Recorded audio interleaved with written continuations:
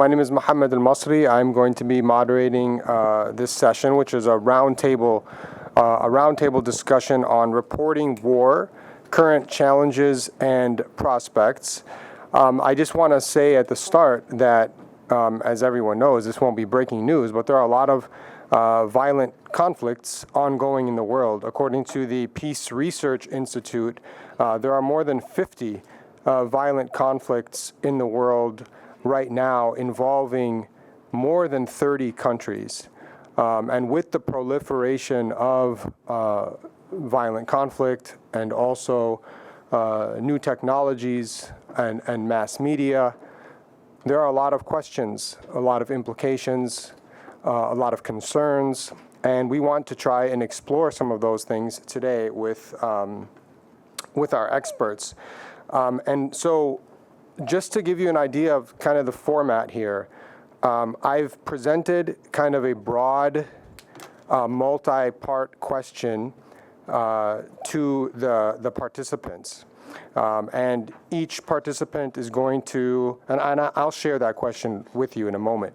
Each participant is going to take 5 to 7 minutes or so to address the question. It's a very broad question. It gives some leeway to the participants to address it in any number of ways, even drawing on their own experiences and backgrounds and research. Once we're done going through that one round, we'll have a second round where hopefully it can be somewhat interactive. I do want to ask the participants to, listen to one another, take notes. If there's something that's said that you want to comment on or that you want to ask a question about, just jot it down for the second round. In the second round, we'll give people maybe 3 to 5 minutes to kind of respond to one another or address anything that they didn't get a chance to address in the first round. And then once we're done with all of that, we will open it up for questions. Okay, so I think it'll be exciting. And so the question that I asked, again, very broad questions, if you will. What are the greatest challenges to contemporary war reporting? What opportunities are there, if any? And what have recent wars, particularly the war on Gaza, taught us that is new, if anything? Okay, so again, very broad question. I'm not going to read all of the bios because I did some quick math and it would take me about 6 or 7 minutes. This is a very star-studded group. I want to encourage everyone to look at the booklet and take a look at the credentials and the publications. It's an impressive group for sure. I will just very quickly, in alphabetical order, just give you just say their names and their current job titles. So Aisha Al-Basri, who is 2 spots to my left here, just kind of put your hands up, speakers, so people know who you are.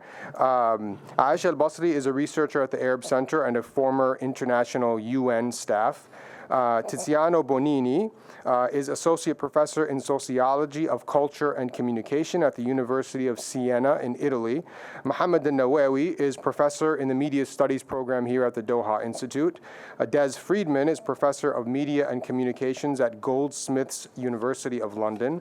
Zahera Harb is Director of Postgraduate Studies and International Journalism Studies Cluster Lead at City University of London. And Claudia Kozman, immediately to my left, is Assistant Professor in Residence in the Journalism and Strategic Communication Program at Northwestern University in Qatar. So hopefully the format is clear. You know who the speakers are. Mohammed Al-Nawaway, if you can get us started, please. Okay, thank you so much for this invitation to be a part of this discussion on an important and timely issue. I jotted down some quick points about the challenges of war reporting in general and also some opportunities. And I will try to integrate the war in Gaza in my brief talk. One of the main challenges, in my opinion, in covering war is the difficulty of maintaining professionalism and the needed detachment in covering an event of such an extreme emotional impact like a major conflict or war. Journalists sometimes may become advocates rather than detached observers due to their lived experiences in the conflict. And this raises the question of whether there is room for emotional engagement in covering wars.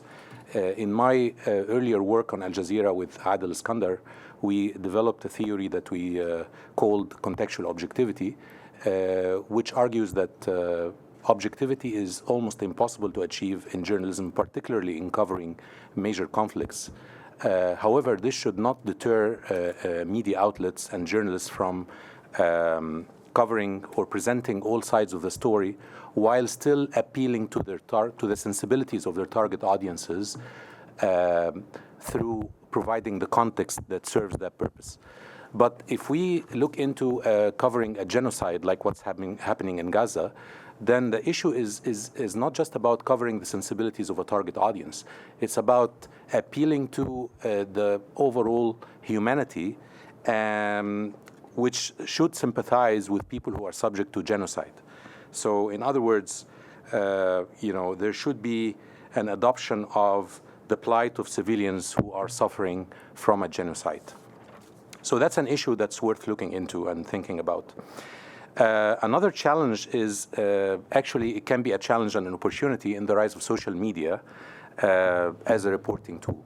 This has complicated journalists' ability to share experiences and to share accurate information due to a large part to the algorithmic censorship and misinformation.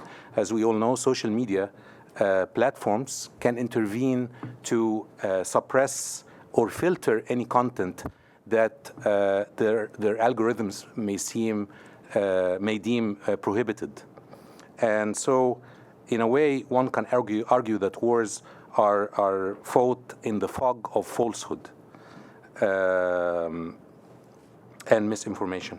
And this, of course, requires that journalists go out of their way to verify content in the face of this misinformation. A challenge that can also be an opportunity is embedded journalism, where, as you probably know, that embedding in war reporting has started with the 2003 coverage of the Iraq War. While this allows journalists to secure like frontline coverage, spots in the frontline coverage with the troops, it makes the journalists totally dependent on the military for their safety, and that can create conflict of interest and lead to partial, if not one-sided coverage of a given conflict. When we talk about challenges in wartime with regard to journalists, we cannot ignore the increasing mental health strains and the ethical dilemmas that journalists face in such critical situations. And this is especially the case with the broadcast journalists who do not have the time to digest or process or deal with the pressures that they are put under when they are in front of the camera. Maybe it's a better situation for the print journalists who may have more time to digest what they are seeing. This is especially the case in light of the fact that many war correspondents are drawn last minute to the battlefield without any prior preparation or training that is necessary to allow them to deal with such mental and emotional strains. When we talk about war coverage, we have to make a distinction between foreign correspondents and local journalists and stringers. There are differences in how foreign correspondents are perceived and dealt with compared to their counterparts from among the local journalists and the stringers. Foreign correspondents are lucky enough to have major media outlets behind them in their back, but local journalists often do not have that privilege. We can also talk about limits on time and resources that have forced major media outlets to close down bureaus around the world, and that has led to a shortage, especially when a war breaks out in a certain region. Media organizations often revert to sending or parachuting in their own journalists, which usually comes at the expense of providing enough context for their audiences. A final challenge I want to talk about quickly is that we are living in the age of infotainment, where the line between entertaining the audiences and, of course, the audiences are more hungry for amusement. The line between entertaining the audiences and enlightening them or informing them has become very blurred. This is very concerning in the media coverage of wars, which have become a subject of sensationalism. And media are increasingly sensational at the expense of raising awareness of the grave human loss and suffering in wars. So rather than enhancing the audience's understanding and awareness of the grave reality of the war, the media are sometimes diminishing this reality or undermining it. In terms of opportunities in war reporting, in my opinion, I think that there is the fact that we're seeing more inclusion of female war correspondents in a field or a profession that has often been dominated by males, especially in wartime, I think is very promising and very encouraging. More women are reporting from the front lines compared to a decade ago. Another opportunity we can talk about is citizen journalism. Especially 1 minute. Yeah, especially the case in regions or countries where it's practically impossible for mainstream journalists to access the battlefield. We have seen that in Syria, where most of the reporting has come from citizens on the ground, and this pattern has really at least changed the way we perceive agenda setting. The way media set the agenda. In the case of Syria, the activists have become active negotiators, of the meaning in media discourse. I'm going to wrap up with one fact about the Gaza war, where the strains I talked about earlier is not just about the journalist's exposure to the battlefield and the emotional stress, but it's also about the media themselves being targeted. We have seen that time and time again, especially with Al Jazeera correspondents, and of course we have classic examples in Wa'il al-Dahdouh, among others, who has been targeted himself. His family has been harassed and killed. He lost his wife and some of his sons. So I think this has really put additional strains on journalists covering wartime, especially if they are hailing out of the region that they are covering. Thank you so much. Okay, thank you, Mohammed. We'll come back to Aisha. Claudia, if you have about 7 minutes. Hello. Thank you also for inviting me. I think Professor Nawaway needed a mic drop because he said everything anyone wants to say. So I'm not going to say exactly or comment a lot on what he said, because these are very major points. I want to add only a few things, which is, and I'm going to maybe not talk much about the challenges, but I'm going to focus on the prospects. So I'm going to think more of positive possibilities of the war, and this is where peace journalism comes in. I'm not sure how many of you are familiar with the model or the theoretical framework of peace journalism, but this is where, because when we think about wars, we almost always think about the war frame, which is conflict, right? But when you think about other ways wars can be presented. So I've been doing research for 12 years on conflict and war journalism. And my last study was on the Israel and Gaza war, so I already published one article that compares the Associated Press news coverage with the Qatar News Agency. And then we have another study that's under review right now that combines all the 5 major news agencies in the world, including TASS and Xinhua and Reuters and AP and Q&A, just to see the comparative analysis. So one important point that Professor just made has to do with foreign correspondence. So I guess I'll talk about the challenges. One of the challenges in producing good quality journalism is resources. And many media organizations don't have these resources. resources, especially during war. It could be an issue of access, or it could be an issue of time, and could be an issue of money. So a lot of the media content that we consume, if it doesn't come from a big news agency, comes from, if it doesn't come from a big media outlet, comes from a news agency, which means 1 or 2 or 3 or 4 big news agencies, just check Reuters, check AP, all of them are producing all of these news. So that was the interest that we had in studying these news agencies, which are called the oldest electronic, they're called electronic media in the world. So what we did in this in the Gaza and Israel war, we only looked at the headlines. Of course, you know, there are limitations to doing that, but we had a reason for that because, you know, it's a fast-paced world that people don't have much time to read everything. So usually the headline is only what you consume. And we measured peace journalism indicators versus war journalism indicators. And each one of them had 8 or 11 indicators. Of course, these come from Galtong's study on peace journalism. He's the first one to come up with it, and then Lynch did some other work. Again, if you're interested, you can check their work. So the idea of peace journalism is to focus on negotiations, on peace, to focus on the invisible effects of the war, to focus on people and not the elites.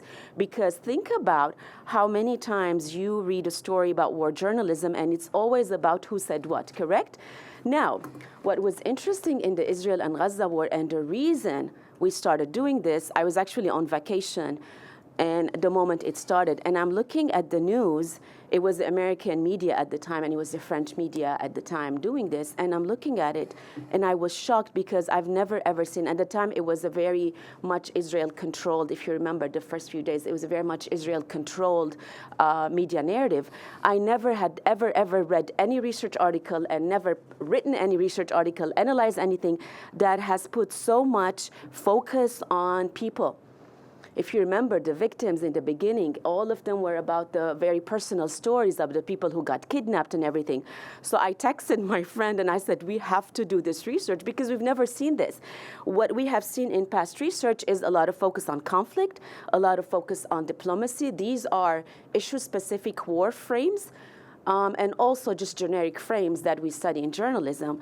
And we always complained that there was no focus on human interest, no consequences of the war, and all of a sudden we saw them. But of course there was a twist. And we could tell this was a very good machine, you know, the Israeli machine, in just focusing on what is it that they want the media to know and who gets to speak what. So we started the research on it, and of course we see a big difference in how this war was reported.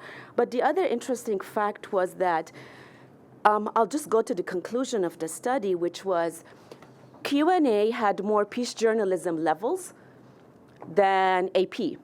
But AP was less biased. And the bias that we talk about is whether they use demonizing language, whether they used victimizing language against Israel or Gaza, and whether they focused on elites, which are the political, you know, usually speakers, whether they focused on victims and all of that. So when you look at the individual indicators, AP had less of those, so they were more objective. But then when you think about objective, they had more war journalism. So our whole, if you want to conclude the entire paper, the whole, that one sentence that speaks to the issue in how journalism works is that when you are being more objective, you're actually advancing a war narrative. When you are not being objective, you might be focusing, and again, Q&A was more subjective, more demonizing, used more emotional language, but they had more peace journalism levels. And if you can guess, it's because they really focused a lot on the peace negotiations, on the fact that this has to stop. And they also focused a lot on the victims, on people who are dying. I didn't check the time, but I guess they can always come back. Yeah, sure. Yeah, that was okay. Perfect. All right, good. Okay. There's always a lot to say, so I can come back to this. Thank you. Thank you so much.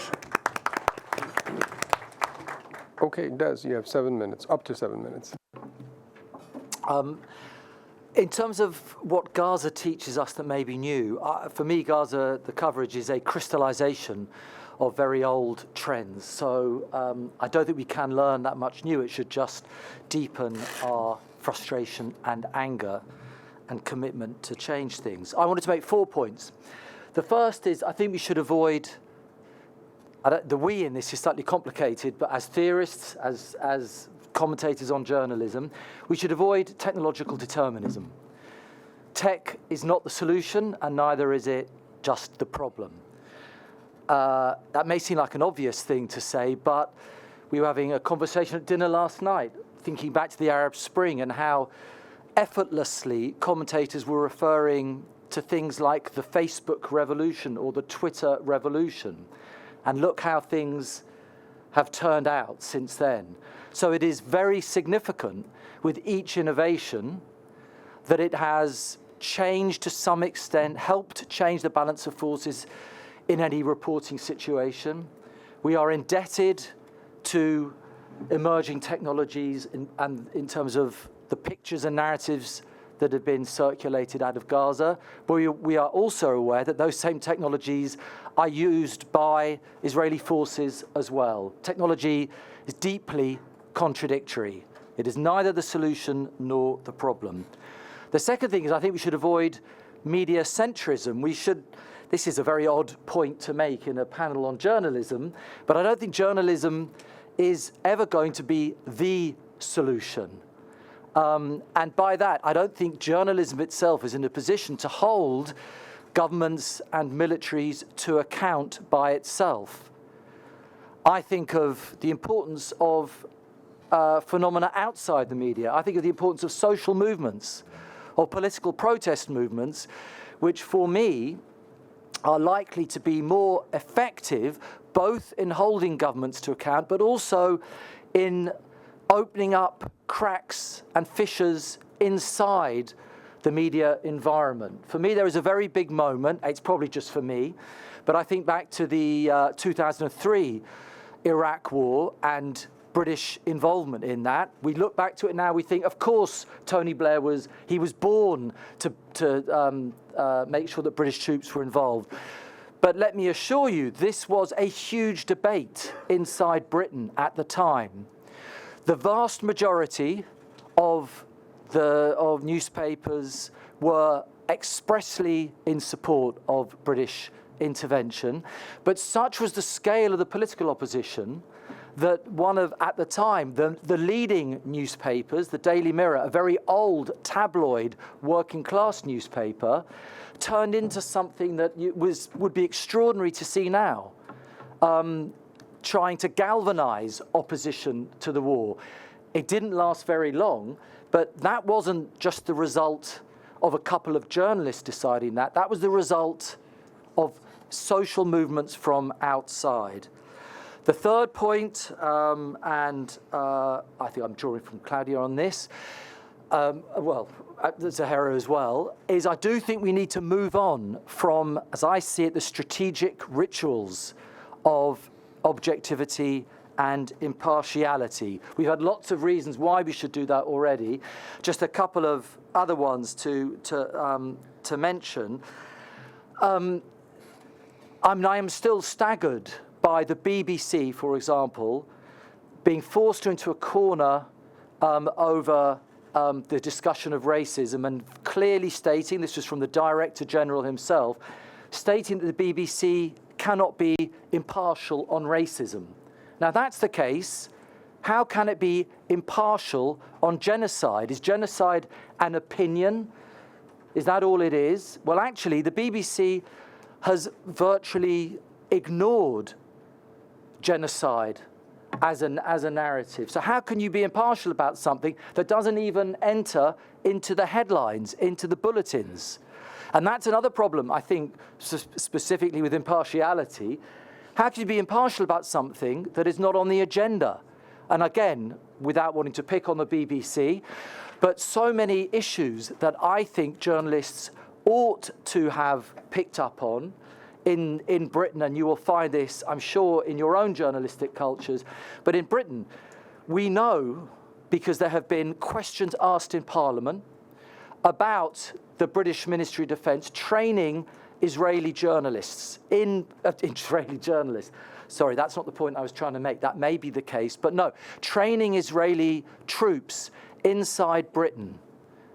We know that RAF base Akrotiri in Cyprus has been used for all sorts of surveillance flights.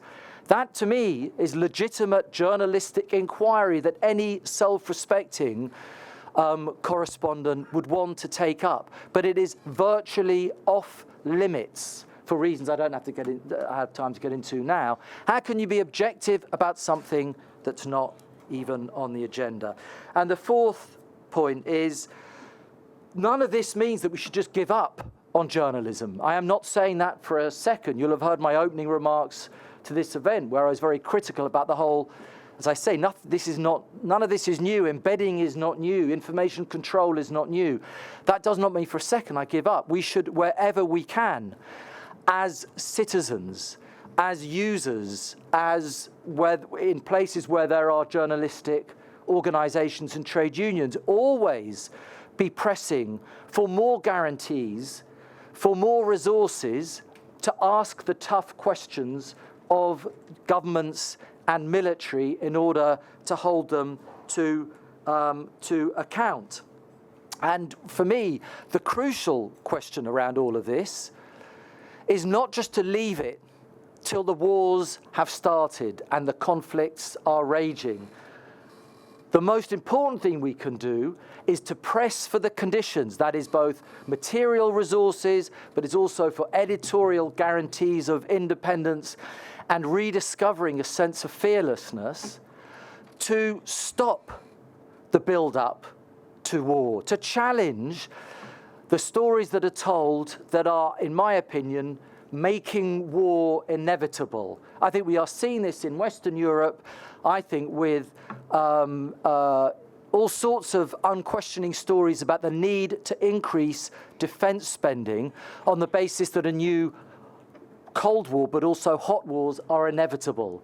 This is where journalists can rediscover a sense of purpose, a sense of integrity, and challenge what is presented so often by governments as a sort of fatalistic drive to war. There should be no room for fatalism. That's the most important thing that journalists can do realistically, is to challenge those narratives from the very beginning. I fear that there are so many reasons why that isn't happening, but that should not stop us from demanding it wherever we can. Thank you.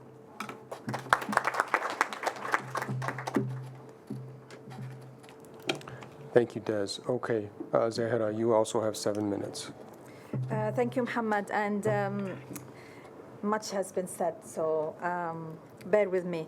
I'm just going to focus mainly on issues that I have encountered talking to journalists, war reporters, both in Lebanon, in Gaza, and also war reporters that are covering for British news organizations in Britain.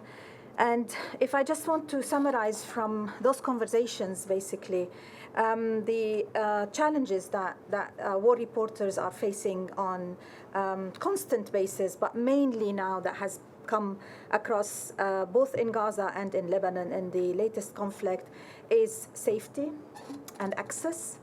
And within safety and access, we are talking about safety, both physical and mental. We are talking about safety online and offline. We're having journalists, war reporters, basically frequently exposed to violence, injury. The danger extends to mental toll of traumatic events, burnout, PTSD, long-term psychological effects. Many news organizations are actually not supporting their journalists, mainly in the area of mental well-being and the toll of trauma and PTSD that covering wars. And it's not just covering wars, it's also now we're seeing, for instance, in Britain, many of the veteran war reporters have become journalists who are basically working, producing content as secondary, facing secondary trauma. So just from watching the videos that are coming from Gaza, for instance, because they don't have access to Gaza, and producing stories based on those images. We've seen actually one of those incidents with Fergal Keane, BBC veteran war reporter, because that was the case with him covering Syria. So he wasn't able to go to Syria, but he was assigned to use material that was provided to him from Syrian journalists from on the ground, and he ended up actually having a severe PTSD, which he wrote a very, very brave article about in The Guardian, and led to him taking time off work for 6 months because he couldn't, the psychological toll was extremely heavy on him. Moving to the threats, I don't want to go, you all know about the threats and actually the severe consequences the Palestinian journalists are facing both in Gaza and in the West Bank, and also in Lebanon, where they were, as in Gaza, they were targeted directly. But I want to also look at threats that are facing journalists, war reporters in Britain. And the latest example, for instance, is Alex Crawford, who is a veteran Sky war reporter. Alex is someone who is known for her critical coverage of the Israeli-Palestinian conflict. She challenged Israeli claims of proportionality regarding the bombing in Gaza.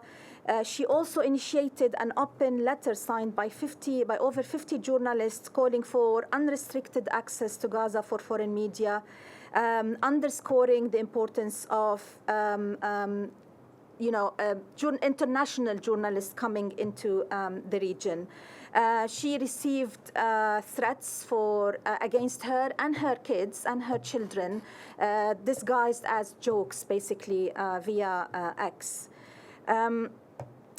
In addition to the physical and mental online and offline threats, we also look at the challenge of the ethical challenge. Many of these journalists are actually the latest investigation by Arab Reporters for Investigating Journalism said that over 80% of journalists in Gaza are freelancers. So that's, again, is another challenge for those freelance journalists who actually don't have an organization to support them financially, mentally, and also with resources. But the other issue that these freelancer journalists also face is the ethical dilemmas that they face when they are actually reporting on the ground. There has been initiatives, including one that myself and a colleague of mine at City we've been working on. We've just produced an ethical decision tool for journalists who are covering crises, including wars and conflict, which helps them go through certain questions quickly and make choices, and based on those questions, it will be easier for them to make certain ethical decisions on the ground while they are reporting. As for the prospects for me, I think this is one thing that we have been discussing a lot in the recent years, is the ability for war reporting to become actually a tool of documenting war crimes. And in that sense, there are now initiatives helping journalists to make sure that when they are reporting on the ground, they are able also to document in a way that can be used later on in a court of justice that will be looking into committing war crime. The other aspect that we should never forget, and it has been going on for ages, even now with the war on Gaza, it's the importance of war reporting in documenting war crime, but also in the call for global humanitarian support. Despite the fact that now, most of the British media, for instance, we can see is not really kind of like reporting the war in Gaza in a way that it should be, but that did not actually retract from the fact that the global reporting on Gaza had led to many international and British human organizations to organized calls for humanitarian aid. So we're seeing, Save the Children, we're seeing UNICEF. In previous wars on Gaza, the consortium of humanitarian agencies in Britain was not able actually to put their call for humanitarian support to Gaza on British broadcast. Now they're able to. And I think that's part of the reporting that is coming from Gaza. So we shouldn't really ignore that aspect. If we're talking about, I think I just want at the end to, one of the things that Gaza war has taught us in relation to war reporting is if journalists globally do not stand with each other, if solidarity is not there, we are doomed as war reporters. We cannot survive without the solidarity of our colleagues across the globe. And I think that's what one of the Gazan journalists stood. I was looking at him. I think his name is Abu Bakr Abed. I was looking at him appealing to colleagues from all over the world to stand with Gazan journalists. He's so young. I don't know how old is he. I'm assuming he's under 20. But I think that call for global solidarity among journalists is crucial in any war. What if it was like the kind of war that we are witnessing in Gaza, where access to journalists to foreign journalists is completely denied. If journalists, international media organizations on a global scale do not actually stand up, it means that another genocide is going to happen, another targeting of journalists, and that means that killing us is going to be extremely easy. Thank you. Thank you so much. Okay, Tiziano, thank you. Hi. I will use the Italian journalism as a case history to answer the first question about the challenges. And the challenge I will describe has to do with the political economy of journalism, at least the political economy of Italian journalism.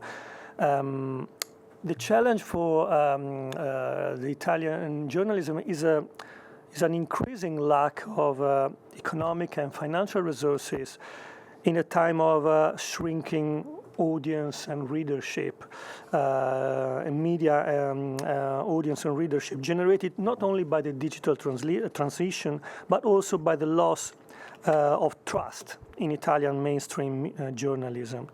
Italian media outlets, both public and private, used to have a wide network of foreign correspondents, but in the last 20 years, this network is being dismissed in the name of reducing production costs and economies of scale. One single reporter and correspondent covering the whole African continent, for example. And war reporting has increasingly become a service that Italian legacy media buy from international, usually Western agencies. Also, this process reduces the diversity of viewpoints, but also the diversity of images and videos, and the diversity of images of war that is decreasing significantly, and also increases the dependence of Italian media outlets on a few major Western media outlets. So we have a multiplication of channels where we are basically seeing everywhere the same images coming from an oligopoly of sources. At the same time, digital media allowed many independent journalists to do war reporting with little means and publish their reports on social media. But this makes their work very precarious and not so independent. Perhaps the new war reports are not dependent on traditional big publishers and traditional big media outlets, but are dependent on algorithmic logics that push them to adopt the classical techniques of sensationalist and emotionally charged journalism, typical of commercial journalism since the age of the penny press. So there's a new dependence that is a dependence on algorithmic logics that is quite similar to the logic of commercial journalism. What are the opportunities, if any? The disintermediation of war reporting operated by social media produces ambivalent outcomes. On the one hand, it precarizes reporters and makes them dependent on the engagement logics of the algorithms. On the other hand, it provides them with a channel to build their own visibility, giving voice to stories that mainstream media do not want to listen to. This was the case of the war in Gaza. The majority of, at least Italian media youngsters, if I look at my students, my media students, get more information about the atrocities carried out by the Israeli army from Palestinian reporters and influencers via Twitter and Instagram than from the Italian mainstream media. And this is a fact. What our recent wars taught us that is new, if anything. War reporters have always been a moving target in the war, in the battleground, but this time in Gaza, this escalated. Now, war reporters have been framed as terrorists and brutally targeted and killed.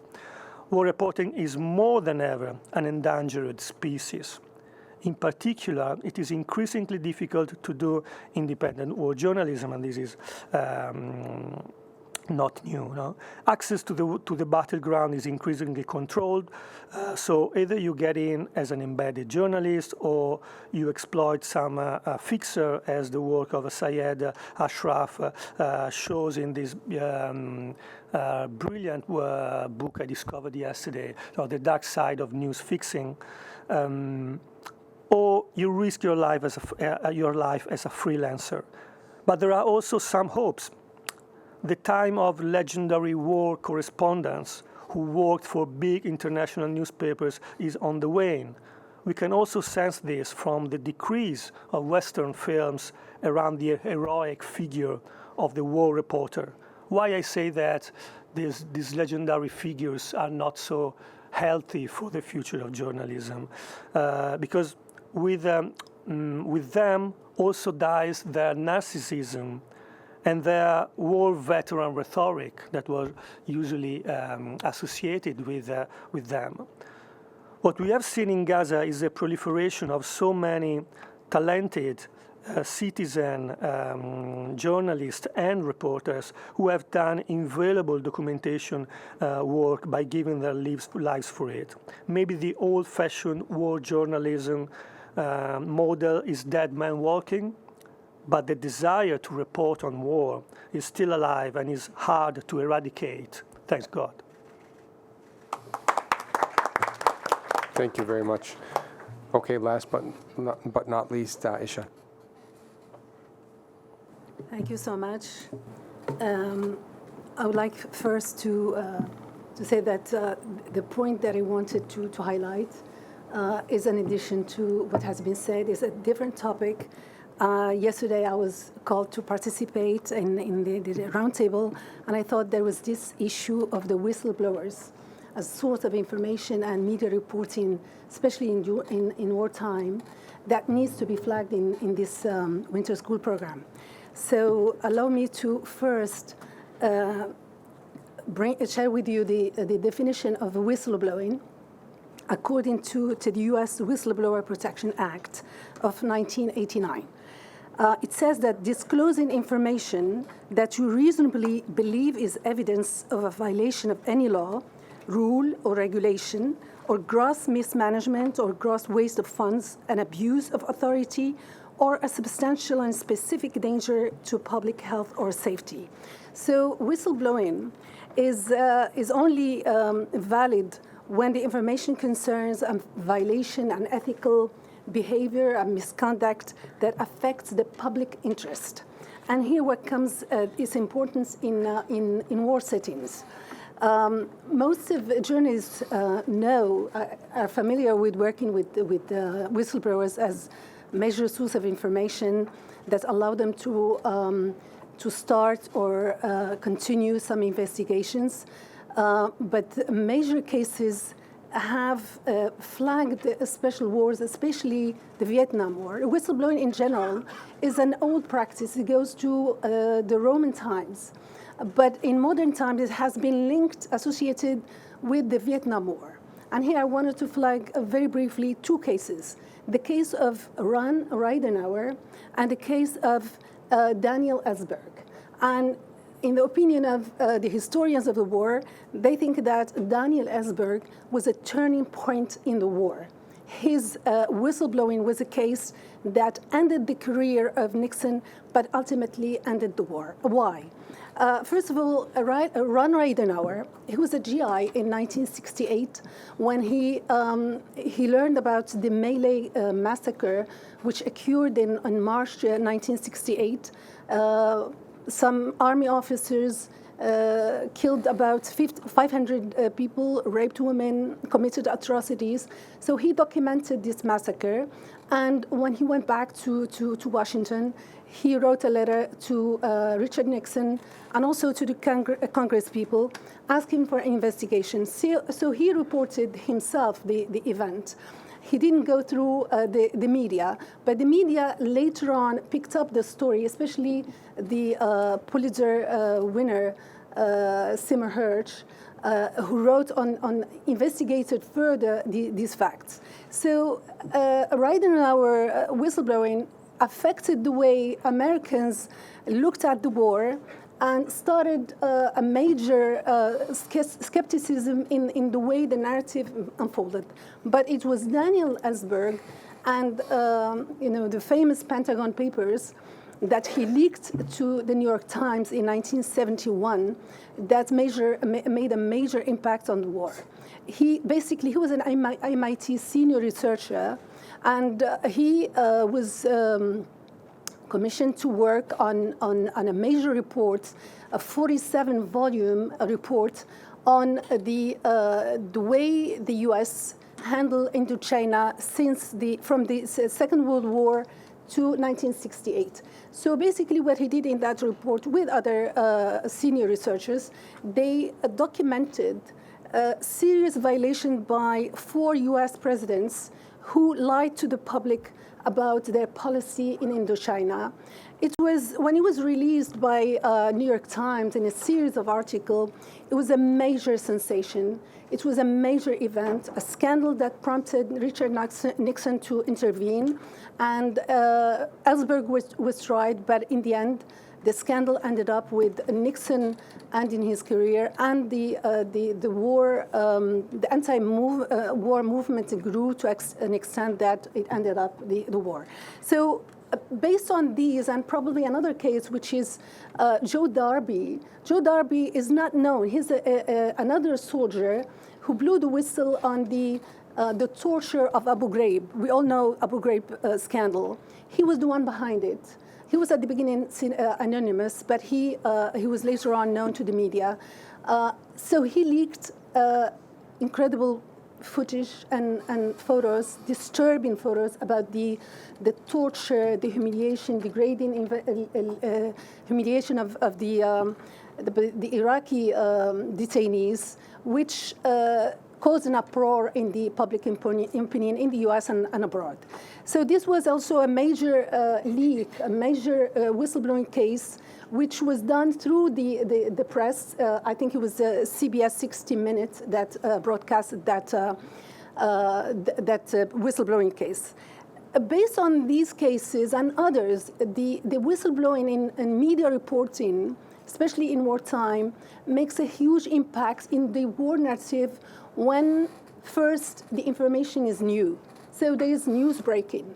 And when the information is massive, and also it's sensational, shocking to the public, something that surprised the audience, the public, and prompted an action. In each of these cases, there were actions that were taken after these testimonies. And also, in those cases, there were figures behind, there were persons behind this whistleblowing that defended their whistleblowing actions. So moving from this tree, I would like briefly to mention, and this is the question that brought me actually to share with you my thoughts on this topic.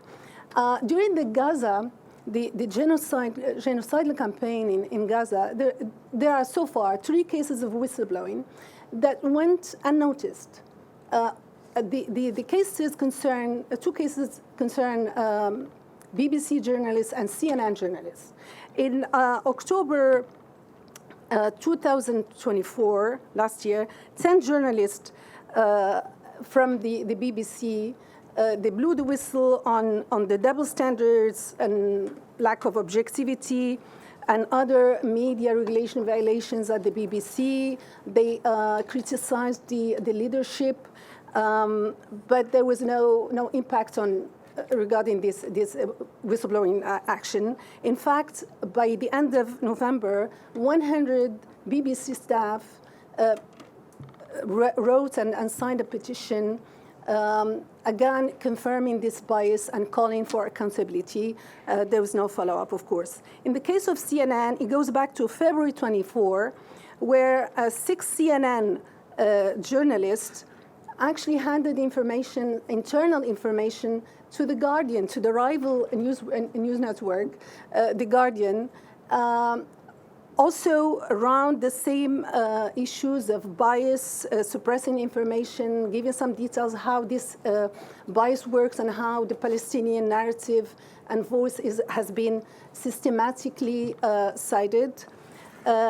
But again, there was little impact on of these stories.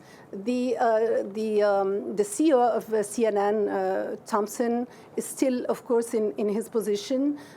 There was actually probably an adverse effect.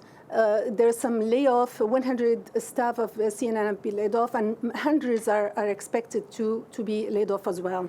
The only change, probably the only impact, was the way CNN started trying to bring some, resemblance of balance, and that showed in the story of Steve Tayman, based on the testimony of 3 whistleblowers, Israeli whistleblowers from this prison. It ran a story about how the Israeli detained guards and officials have been mistreating, torturing, abusing the Palestinians. But again, they leaked some photos of blindfolded people, handcuffed. 1 minute, but didn't, please. Sure. But there was no major impact. The case was taken by some NGOs to the court, to the Supreme Court, which confirmed that this abuse of Palestinian detainees violated the Israeli law, but didn't decide to close down the prison's Tayman.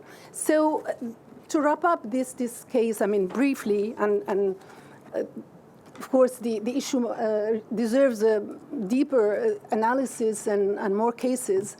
I would say that the reason why whistleblowing hasn't worked so far in the case of Gaza is that it lacks 3 things. First, there's nothing new in what CNN, BBC journalists reported on the bias. So there's novelty. The second, there's no major information, and there's no shocking, as I said, no shocking news. The third element is that all these whistleblowing cases were anonymous. There was no face to defend these issues. And probably in the case of CNN, in the CNN case, the CNN journalist case, what surprised the public and the reaction is that CNN ran a story about the prison in Israel defending the Palestinian viewpoint. So basically what we are looking at, or what we expect in the case of Gaza, which didn't happen so far, there's no major case of conscience breaking, some major information that could challenge the genocide narrative. And I end up here. Thank you so much. Okay, thank you to all of our participants. They raised a lot of really, really fascinating and important points. I can't resist. There's a lot that I would like to say. I will resist for the most part, but I can't totally resist. I do want to make two very quick points, and then we'll go back around. So the issue of safety was mentioned, safety of journalists when they're covering war. And it made me think of something that happened several months back. I was at Al Jazeera, and you all, if you watch Al Jazeera English, you know Hani Mahmoud, Tariq Abu Azoum, and Hind al-Khudri. They are the three main correspondents. And so one day I'm watching from the newsroom, and there's no live there's no live video of the correspondent. I think it was Tariq at the time, and it's just his voice and a picture of him. And I thought, oh, maybe there's a technical issue with the live feed or something like that. But I thought I'd ask about it, because this was the second day in a row this had happened. And I asked a producer, and she said, oh, what happened was Tariq was in the car a couple of days previously. Remember, at the beginning of the war, for the first several months, these correspondents are literally doing what war correspondents do. They go to the site of a strike, and then they report live from that site. That's what they were doing. What Israel had done is they used the Al Jazeera's broadcast to find out exactly where Tariq was.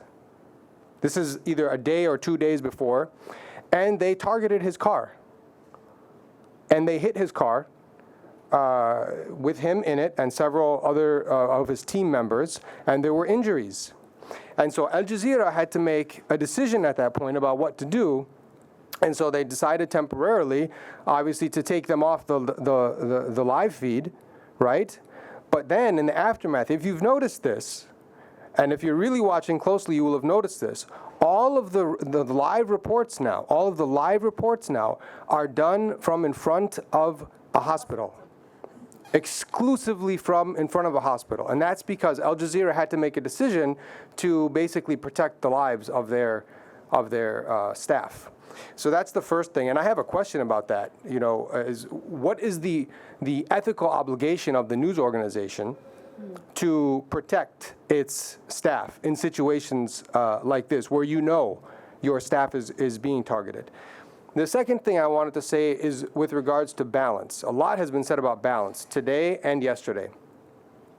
I didn't get a chance to attend most of the sessions on Saturday. But so this issue of balance is very important. And Zahera was talking yesterday about false balance, which I prefer misguided balance in any case. And Des was talking about the BBC. And I agree with everything that's been said. You cannot impose balance on an imbalanced situation. It's absurd, right? But here's the thing. Even if we use that standard, as absurd as it can be, even if we use that standard, mainstream Western news organizations like CNN, like BBC, like the New York Times, are falling woefully short. In every single empirical study that has been done on Gaza, for instance, and I've done two. I published one, and there's one in progress, basically. The numbers are absolutely staggering in favor of Israel, which is the side that is perpetrating the genocide. So they're not even adhering to that standard. So for instance, on personal details, personalization, which was mentioned, there in one study that I did, 9 times as many personal details about Israeli victims as compared to Palestinian victims.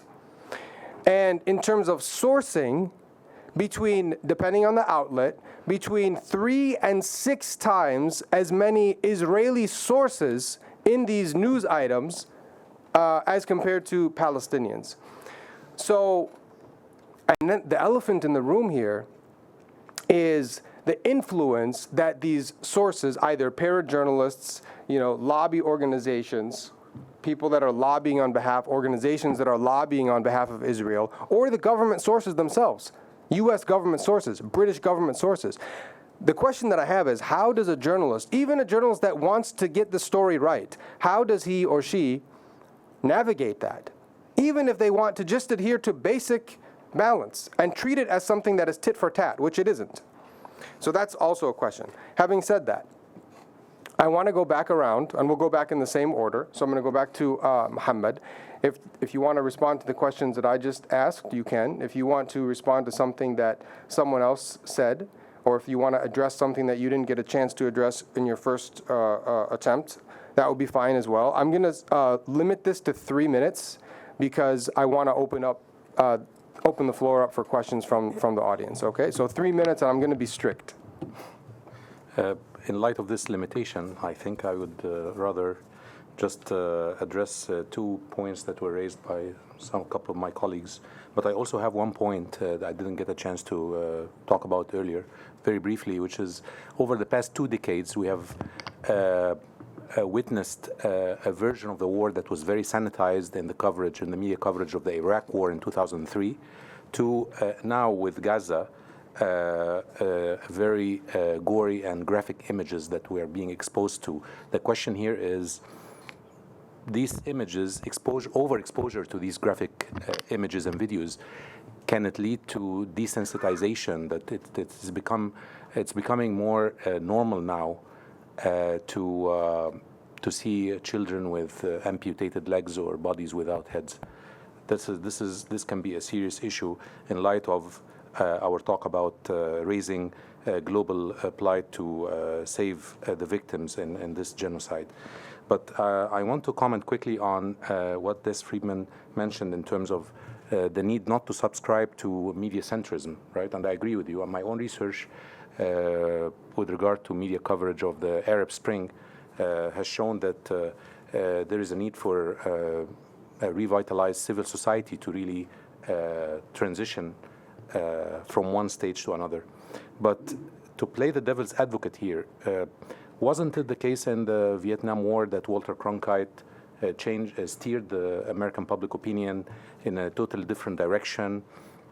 And what do we do in the total absence of a vital civil society and social or political movements on the ground? What do we revert to in this kind of situation? The second point I want to comment on with regard to what Zahera mentioned in terms of the need to documenting that war reporting can help with documenting war crimes and calling for global humanitarian support. 30 seconds. Right. I think this is circumstantial because, like what we're witnessing with the coverage of the Ukraine war, the Western media are doing that, right? They are doing what they have to do in terms of documenting war crimes and. But in terms of the coverage of the Gaza war, particularly the Western media have subscribed blindly and automatically to the Israeli scripts and have adopted the biases toward the Israeli side that are not just coincidental but systematic and intentional. So how do we get around that when the major Western media outlets that we have always relied on for news and information are letting us down in such a big scale? Thank you. Thank you, Dr. Al-Nawaway. Okay, Claudia, 3 minutes. Yes, I'll make a few quick comments. I completely agree with everything that Des Freedman said. Technological determinism, of course, it's a pretty old concept, especially when it comes to how wars or just protests are, whether it's Egypt or any of the other ones. And if I want to build a regression model from a statistical perspective, then I would put social media or technology as one of the factors because it does actually a lot of times help spread or stop things. So that's the only component, but there's so many others that are important. And I also agree about media centrism. It is not a good way to do it. That should not be the media's role. And in fact, in journalism, when we teach courses, we tell investigative journalism is the most police-like work. We tell the students, you are not the police.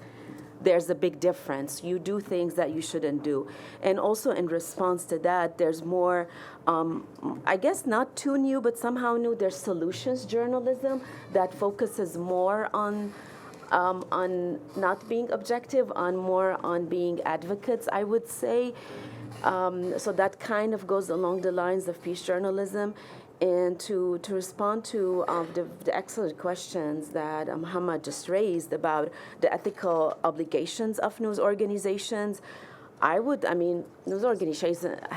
organizations have different roles to play. And that's why I like studying media systems, because it gives you, once you study media system in a country, you understand, you can almost predict how any media organization would work because of all the different systems and all of the different components that apply pressure on it to act. But then when it comes to journalists, my only observation, Mohammed, in this, just doing a lot of this research, and we do very similar work. I do a lot of research on sources. Sources are, I would say, the most important part in a news story. They really, truly frame a story. And all of the research on sourcing in the past has told you even where you source a person, which is how a lot of times media organizations get away with things. I call this a checkbox. They have a checkbox for what they need to do. So they talk about balance. They say, oh, I'm going to one source from here and one source from here, but where do you put the source from this side and where do you put the source from this side? Is the source buried? Are you also adding that contextual part to it? Where do you put that information? And there is a way for again, I keep focusing on my own experience just looking at how wars are covered. 30 seconds. And how different organizations do it. And the study that has not been published yet, for example, Xinhua, the Chinese news agency, had a completely different way of covering, at least in their headlines, the Gaza war than any of the other ones. So if you look at all of the different agencies, and the Russian one had a completely different one, they were not biased, but they were biased against the US actually, and it was not about Gaza and Israel. So there's just a lot that we can, uncover in this and study more. I suppose that's the only way to see how that balance can be fixed somehow. Thank you. Thank you so much. Okay, Des, 3 minutes. Just 2 quick points. I was talking mostly about Western journalism in my comments, but there are clearly a large number of individual heroes when it comes, both historically but also in terms of Gaza. The bravery of the journalists inside Gaza and the debt that we owe them, particularly in the West, because we would not otherwise have these experiences. It's a tremendous debt, and it's a terrible phrase to use, but saluting heroism, I'm fine with that where it is worthy. I will salute the work of Shireen Abu Akleh. I will salute the work of Alex Crawford, the Sky reporter, who is incredibly brave. The flack that she gets, both physically and politically inside Britain, is astonishing. I salute the work of individual whistleblowers, but there is a risk, I think, that by concentrating on individual contributions, we do risk overshadowing or marginalizing the structural forces which are responsible for the asymmetrical flows of power in this situation. The second point is a really interesting question from Mohammed, just about the talking of asymmetry of that in their own terms, Western journalists do impartiality very badly. It's true. It was the worst weekend. I did an article for the London Review of Books where I looked at the front page of every British newspaper since 7/10. I can't remember. It was a year's worth, I think. And in that time, I found there weren't that many front page photos of Palestinians. One person was named. One Palestinian was named. When it came to Israelis, I think it was 10 times as many were named. I mean, literally, you have to just pause for a second. But on the other hand, was I surprised by that? And do I think that they meaning the Western media, they could do objectivity better? Now, I might, if I was in a meeting with them, I would point this out, what you've said, but I wouldn't really have the expectation that you could do this better, because I think this is a well-established, deeply embedded consequence of a history, I talked about on Saturday, of a history of imperialism and colonialism, of newsroom cultures where it isn't about a single figure like Rupert Murdoch or the Director General of the BBC whispering in people's ears. It is a deeply embedded assumption about how the world is structured and who is the civilized and who is the not so civilized. So I guess 30 it really seconds. is just, leopards cannot change their spots. Have you ever seen a spotless leopard? When you do see one, let me know and I will change my opinion. Thank you. Zahera. Okay, there's so many things to talk about, but just to, because that's one point that I mentioned briefly in my intervention, and I just want to emphasize, just going back to the responsibility of media organizations. And I think one of the issues that we've been seeing now is that many of these organizations are actually doing, much or to a certain extent good job when it comes to its staff, but freelancers are out of the picture. And I think that is morally incorrect.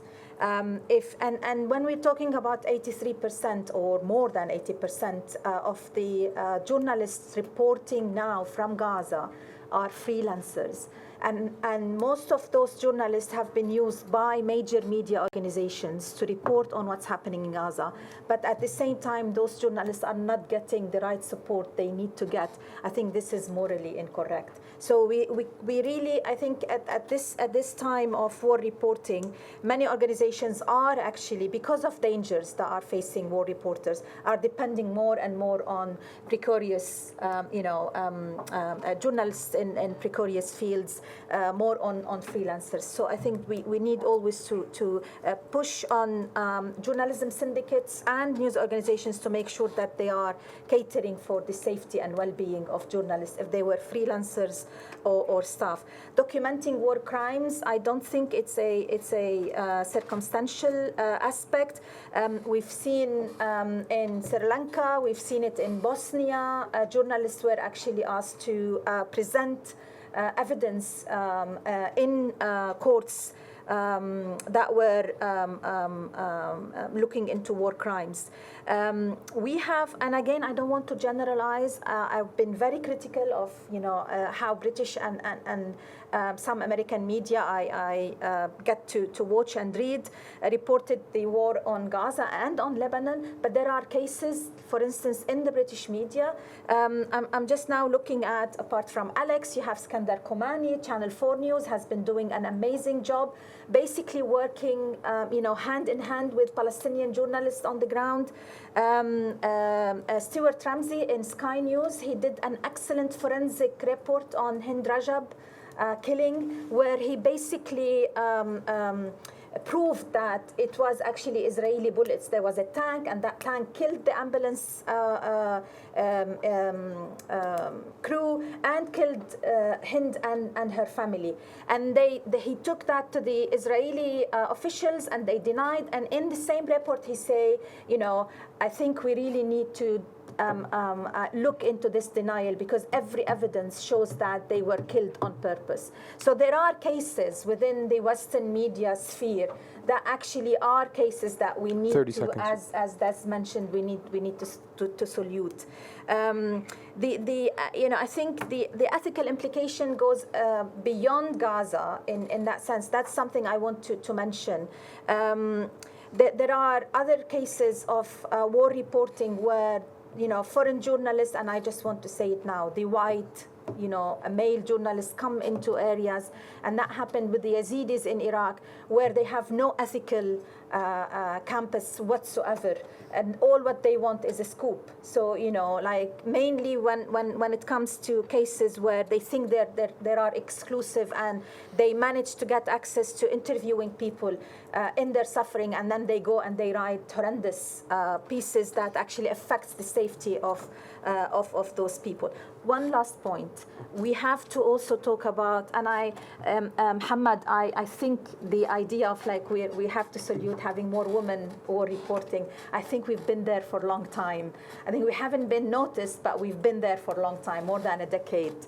But we also have to salute the Sudanese female journalists who have been covering the war in Sudan, and they have been subjected to the most horrendous war crimes, and that is rape. none of the, I sit on the Mary Colvin Journalist Network, and we have female journalists covering Sudan. They all had to leave. We had to contact international organizations to make sure that they are safe and they are taken out of their hometowns simply because they were getting threats of rape, and that was extremely close to them. Thank you. Tiziano. Well, I will focus a little bit more on technology, trying to be not determinist. And Mohammed maybe already mentioned the algorithmic logics and algorithmic filtering of social media. And there's a matter of circulation of images of war. If we, on social media, if we agree that social media becoming a popular channel for information, for the circulation of war images and war reporting, we have to question the way these images circulate and the logics of this circulation. There will always be editorial control over war images, but at least we can easily or more or less easily understand which is the editorial logic behind a specific journal, because we understand the ideology of the journal is more or less a transparent editorial logic. No? We know that if we know the owners, if we know the history of the journal, we can understand the editorial logic. But we cannot understand algorithmic filtering because it's a black box. And there are no rules, or at least there are mathematical rules that are not set by any, that are driven, of course, by, there's a political economy of this algorithmic filtering that is still a big black box that we should open up. We should investigate more, as in the 70s, American sociologists did with opened up the black box of the American newsrooms. No, so there is space for investigating these new black boxes, and we should then not only open them but also try to regulate them or push these companies to adopt some editorial logics that is at least based on shared values. I don't know. It's difficult to say how we should regulate them, but we have to understand them to make them accountable, because this is a matter of not only of their economic profits, but of circulation of truth or knowledge. Thank you so much. Aisha. I'd like to engage the question on how journalists would navigate censorship within, of course, the reporting in wartime. I agree with Professor Freedman on the fact that the problem is institutional, and that's what most of journalists have been facing. And the cases that I mentioned in terms of whistleblowing, both in BBC and CNN, it's interesting to see these journalists complaining and leaking information, internal information, to rival news outlets. So I think that's a new trend. But it doesn't, of course, it doesn't solve the question, because, as you said, the editorial choice, the editorial authority is there, and they don't have the power on changing the editorial line. So what happened is we've seen many journalists moving from the mainstream or traditional media to alternative media, and after this alternative media moving again to internet-based news outlets, especially after, I would say, in the US, there was a major event. The election of Trump was a major coup to the mainstream media. And we've noticed that both MSNBC and CNN lost almost half of their audience since then.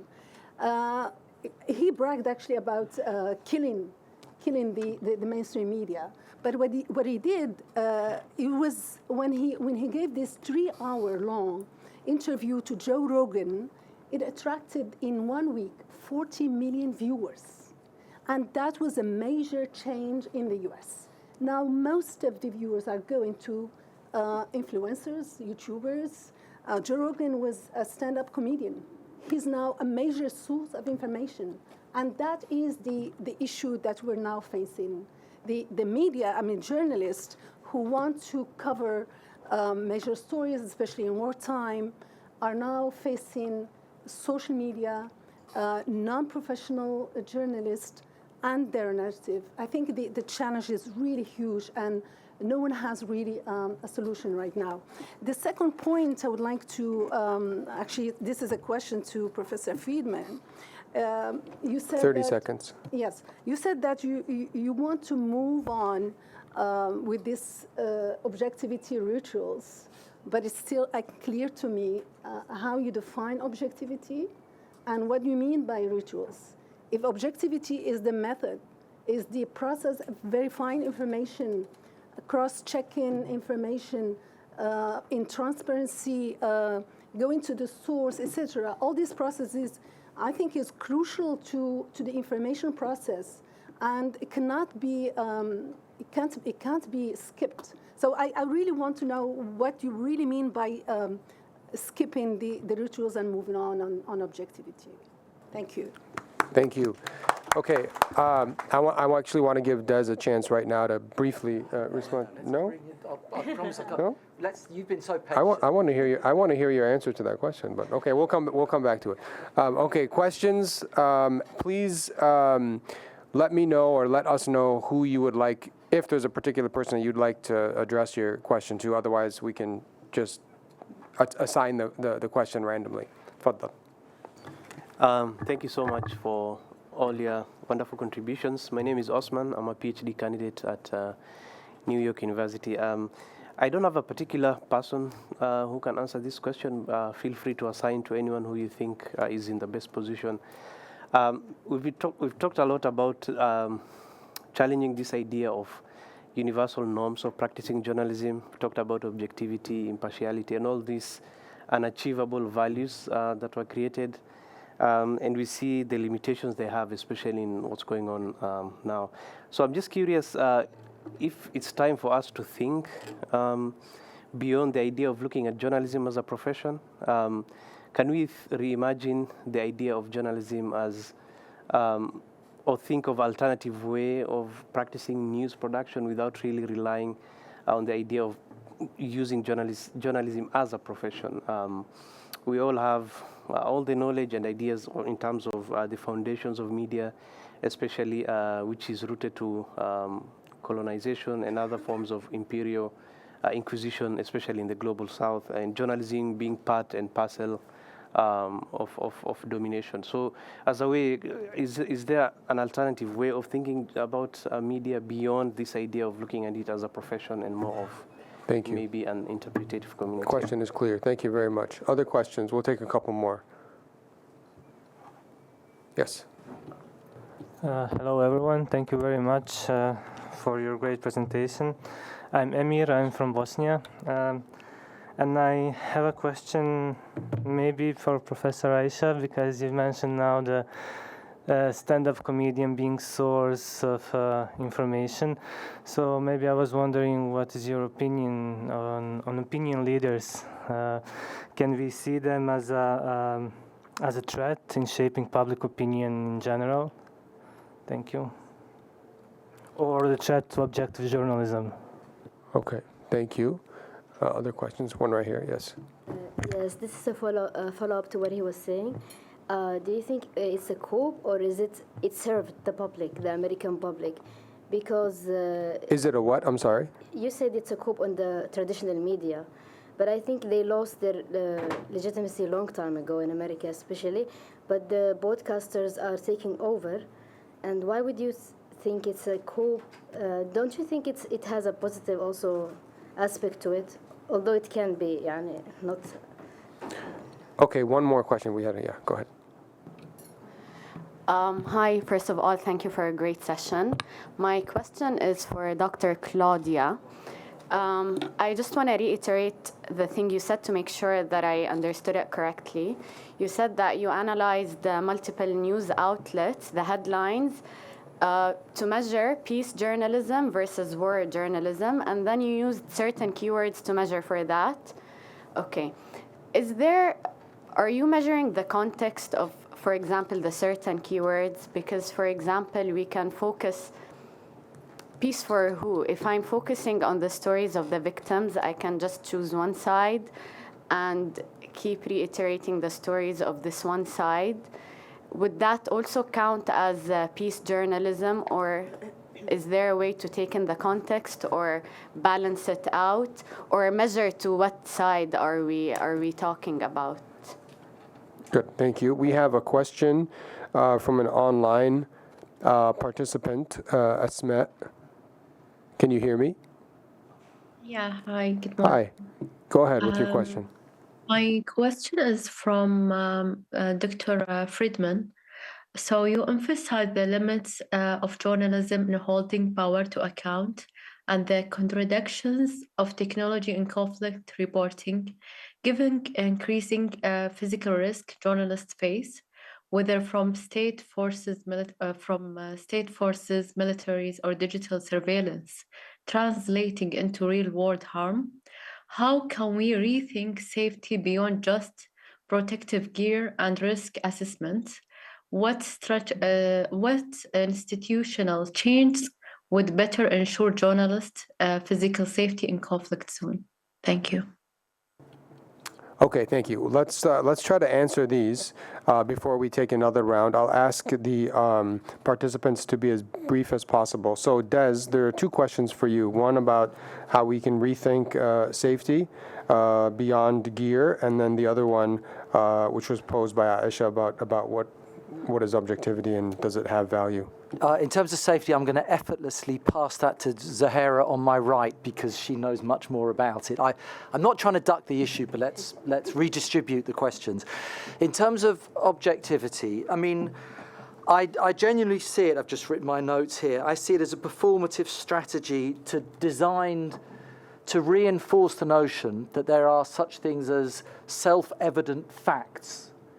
And I don't think that's a helpful way of looking when there are endless examples, but the fact of occupation is something that is not self-evident to many, many Western journalists. And I'm more interested in figuring out why it is that something that is a fact to so many of us is somehow too difficult a reality for journalists to interpret, or for their editors to allow journalists to interpret as facts. So in the end, I see objectivity, which is still, as we have discussed many times, an extremely powerful, dominant narrative in journalism education, and with the journalists I've spoken to, a common sense default defense of their craft is still absolutely powerful. I think it's very important to keep engaging with this debate that there may be other values around accuracy, which is slightly different, I would argue. I'm not just for binning the notion of accuracy. I would love journalism to more contextually reflect, but it's the environment. I want to hear more about contextual objectivity because I still think there is a sense of a contradiction in that phrase. So what I do not want to see are more performative rituals. I would like to see practices which actually identify the relations and consequences for people on the ground of asymmetrical power. I hope all of you come up with what those values should be called, but I think objectivity and its related term of impartiality, at least in relation to the BBC, are not serving us well. They have failed us. Okay, thank you. I think, Dr. Hani, we're going to have to add a session on objectivity because it's an important topic. Zahera, can you address this? Yes. Yeah, this question about safety gear. I will answer. Osman and digital safety. Osman, I think we really need to differentiate between media and journalism. These are two different things. Sorry. Okay. we need to differentiate between media and journalism. And I would, myself and others, other journalism studies scholars and journalists who are intellectually engaging with the idea of journalism, we want to emphasize the profession element of journalism. We've been in places where it wasn't seen as a profession. We have argued for a long time to bring that into the idea of being a profession, and that's why we need guidelines. But this is why we are now engaging in negotiating those terms that constitute the values of journalism and what do they mean. And I totally agree with Des on the point that it's like terms like objectivity, we've talked about a lot yesterday, has been defined as a defensive mechanism and negotiated as such by many journalists, mainly in the West.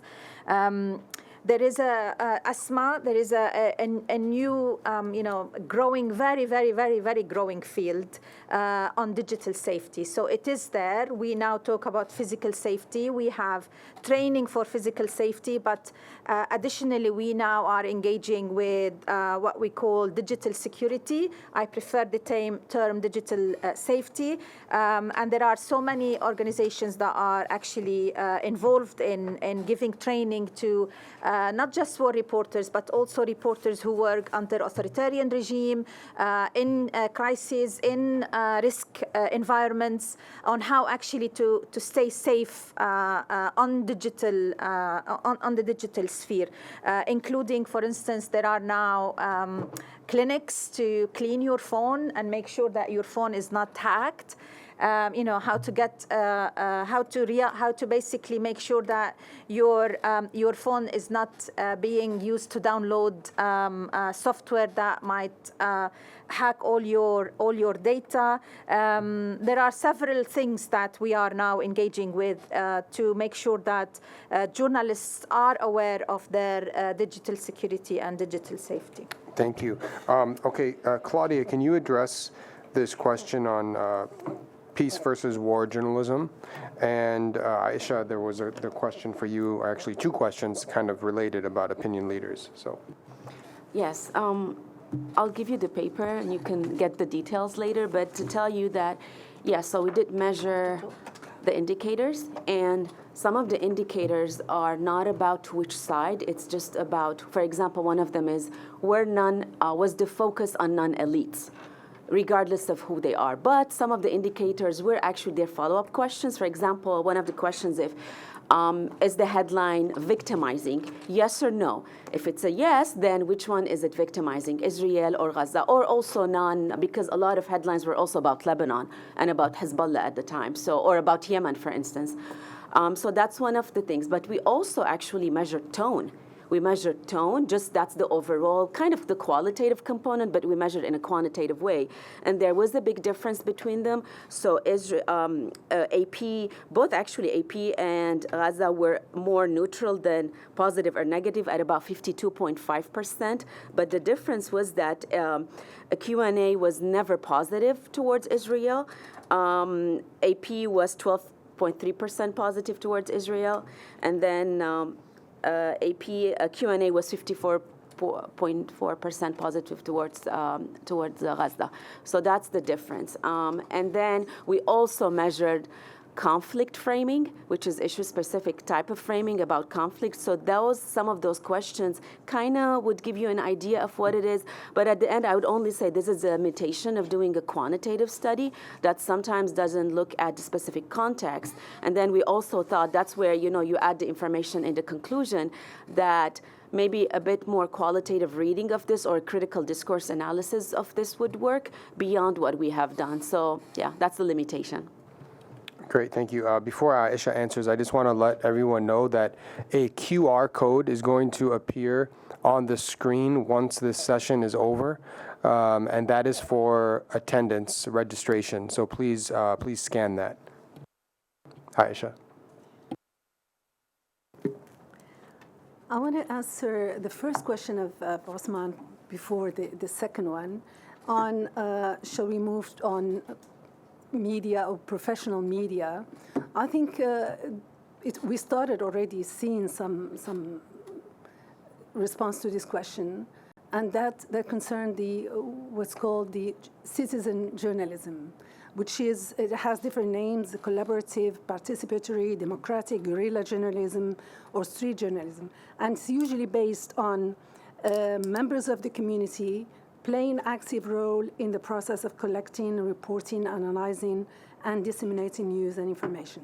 So there is this movement that tries to answer this question that the news should not be limited or restricted to professionals. And of course, the citizen journalism has attracted lots of criticism as well.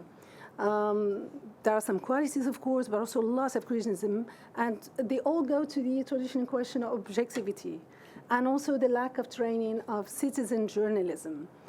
These are the major issues. But in a case that I know very well, which is the case of Radio de Banga in Darfur, which is based in Netherlands, and it's a major case of citizen journalism. I worked with them for a long time when I was spokesperson for the UN mission in Darfur. And they have been breaking the news based on citizen journalism in Darfur across all states, bringing incredible information, timely, responding to all the 5 Ws. But they were quite efficient because they were trained by professional journalism. So I think if there's this collaboration between the traditional journalism and the citizen journalism, it could work, moving beyond the professional, of course, framework. For the second question, what I think about the opinion leaders, especially someone like Joe Rogan, by the way, I answered the second question as well. The coup, it was felt by the traditional media, not by myself.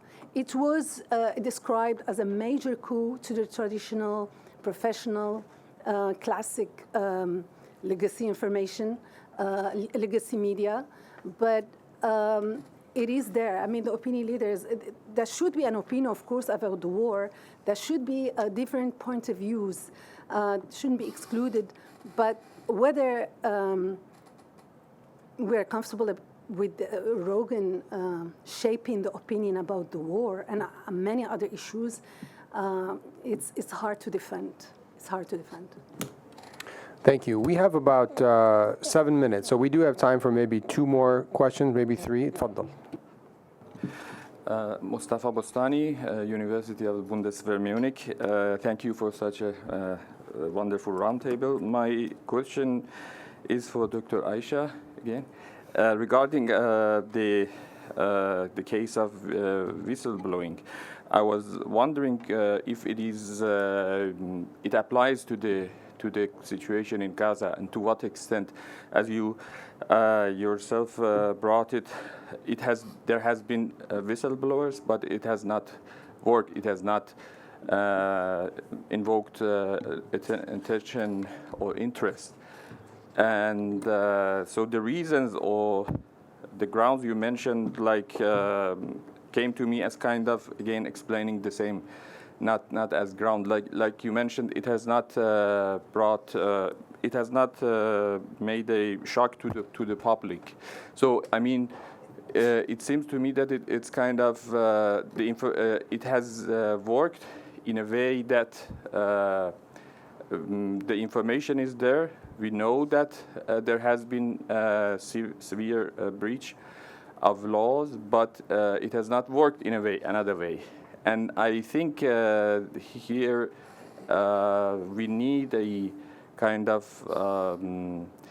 a paradigm or different understanding of why it has not happened, or and then finally to what extent we can use the case of whistleblowing here. Yeah, thank you. Thank you. Yes.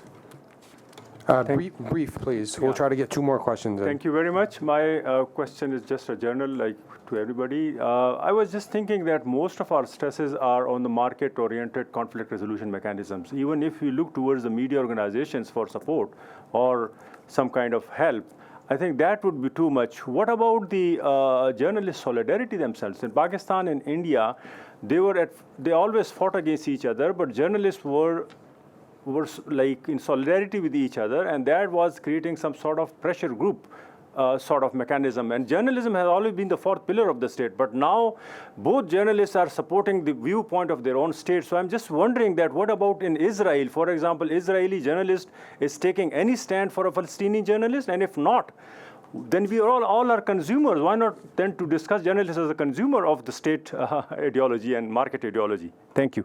Thank you. One last question, yes. Thank you.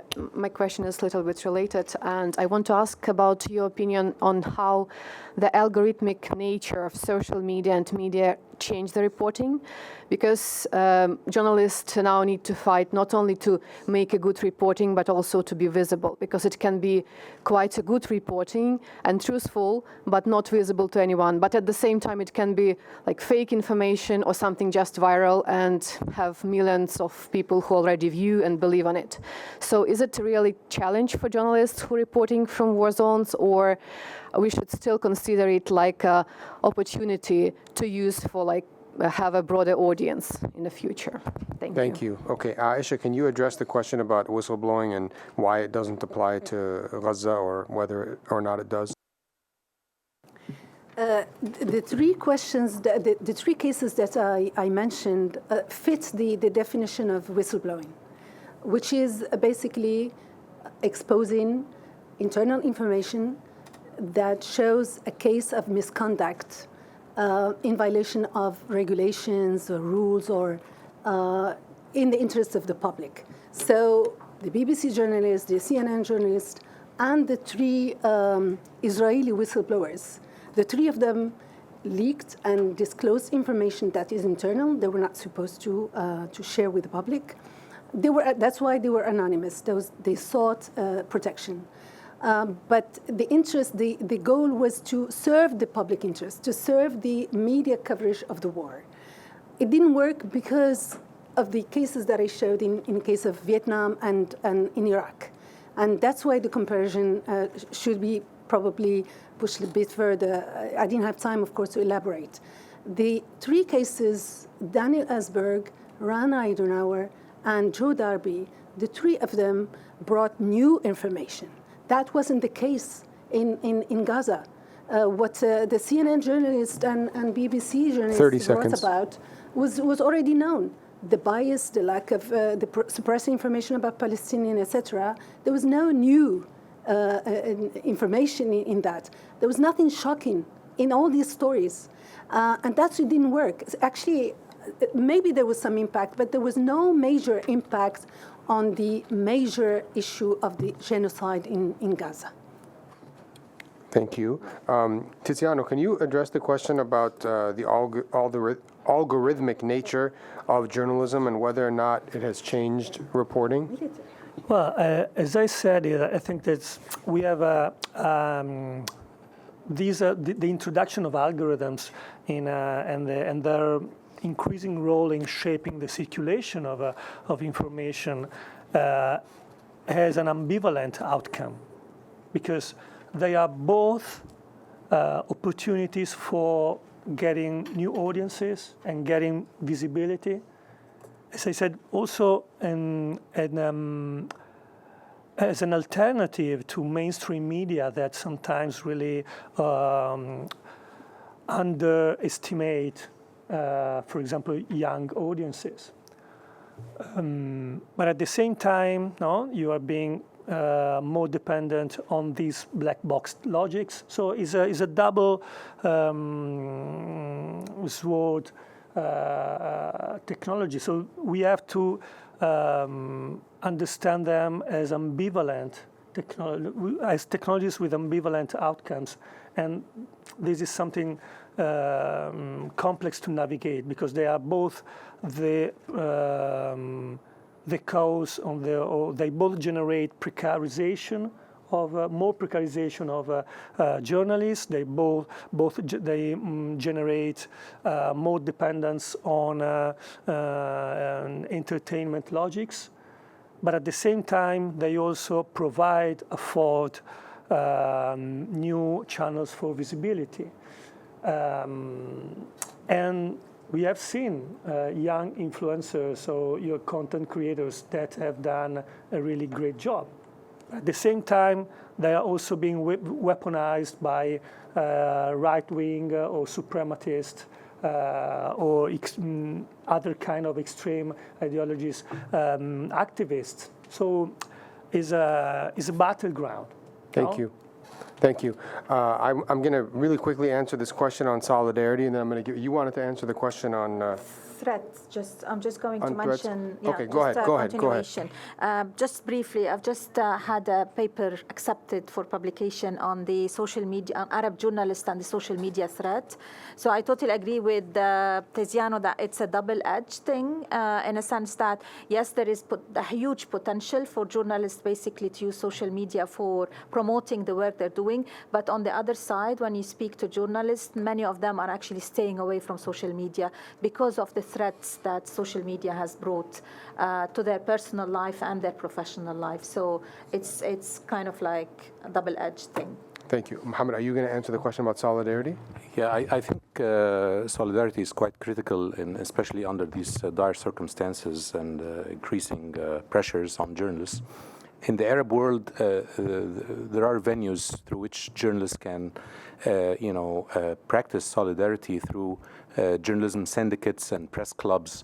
But even those, the governments are sometimes trying to intervene and affect the outcomes of the elections, the journalism candidates, journalism elections, so I'm curious as to how they do it in Pakistan and India in terms of course, the circumstances are different, but I guess there have to be venues through which they can, enhance solidarity among themselves. Thank you. Stick around for the next panel because he's presenting. Oh, okay. I have a class, unfortunately.